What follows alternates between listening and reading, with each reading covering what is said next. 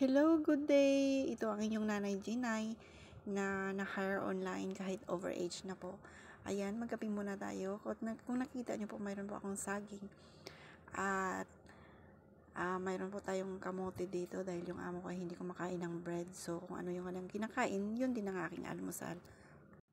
At after po natin na mag-breakfast, patuloy po tayo sa ating trabaho while magkwentuhan po tayo dahil maraming nagtatanong sa akin kung saan ba daw ako kumuha ng aking amo or kung saan po ako nag-apply.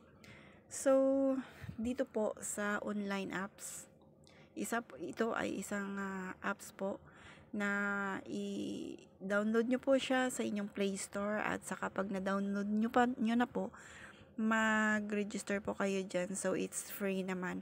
After na mag-register kayo, mayroon na po kayong profile dyan.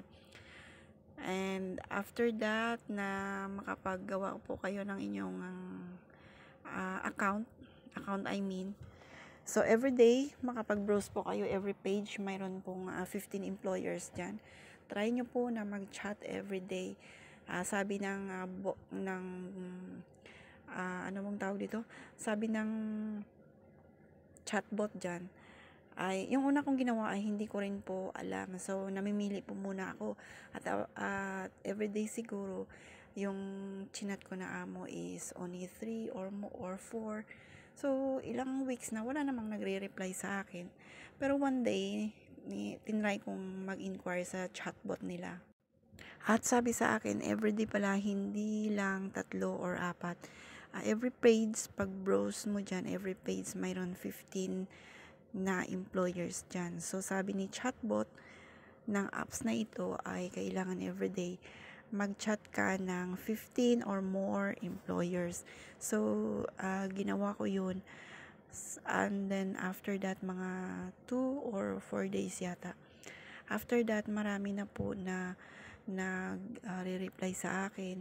Mayroon na nag-chat-chat sa WhatsApp number ko sa Pinas na gusto nila po akong interview. So, after that, nakapag-interview ako ng mga 4 siguro dahil namili muna ako ng mga employers dahil yung iba na nag-interview, yung alagaan is newborn, mga baby, tapos yung isa is taking care of old age, which is yung mga matatanda. So, ayaw ko ng mga bata dahil sa edad ko na 47, which is hindi ko na po siguro kakayanin na magkarga ng maliit na bata. So, sa matanda naman is yung iba is alagain na kailangan mong buhatin. So, ayaw ko naman ng ganun. So, yung maganda dyan sa online is pwede ka mamili ng gusto mo. So, hinintay ko muna ng ilang days and thanks God at napakasaya ko po dahil dumating ang araw na yun na nag-message itong anak ng aking amo. Siya yung nag-chat sa akin dahil itong amo kong na to is hindi siya marunong mag-English. Kaya yung nag-interview sa akin is yung eldest son niya. Dahil sa bahay na to is 4 lang sila, yung amo ko na mag-asawa at saka yung 2 nilang anak, which is malaki na. Yung panganay is nagtatrabaho na, he is already 33 years old at yung youngest is 16 years old. So magaan lang po yung trabaho dito. Yung main task lang po is maglilinis ng bahay at magluluto lang po ng kanilang pagkain. So, sa mga kababayan ko na nandyan sa Pilipinas na gusto mag-apply dito sa Hong Kong, download nyo lang po sa inyong mga Play Store ang apps ng Helpers Library. Yun lang po. God bless us all.